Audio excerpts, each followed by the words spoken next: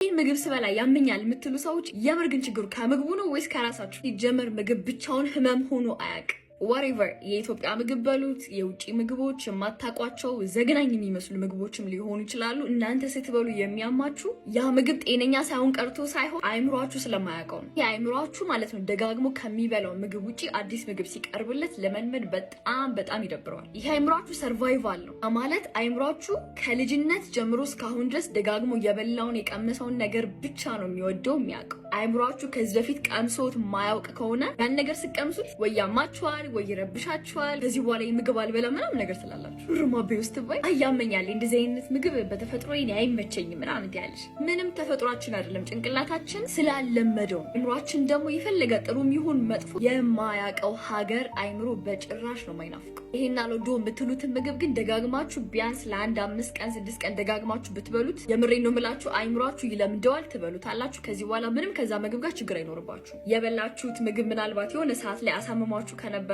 አይምሯችሁ ምን ብሎ ይወስዷል መሰላችሁ? ያን ጊዜ እኮ ያን ምግብ በልተሽ ምናምን ነገር ታመሻል እኮ አሁን ድጋሚ ልትበይ ነው እንዴ? አራያ እዚህ በኋላማ ይሄን ምግብ ብትቀምሹ በቃ ታመምሽ፣ ያምሻል፣ አለቀልሽ ምናምን ብሎ የሌለ ሰበብ ምክንያት ምናምን ነገር ሰጥቶ ያንን ምግብ ስትበይ እንዲያምሽ ነው የሚያደርገው። ሆዳችን ከመታመሙ በፊት መጀመሪያ የሚታመመው ጭንቅላት። ለዚህ ወደ ሆዳችሁ ከመሄዳችሁ በፊት ጭንቅላታችሁ ውስጥ ያለውን እምነት በመቀየር ብቻ ውስጣችሁ የሚሰማችሁን ስሜት በሙሉ ሽፍት ማድረግ ትችላላችሁ። እኔን ፎሎ እያደረጋችሁ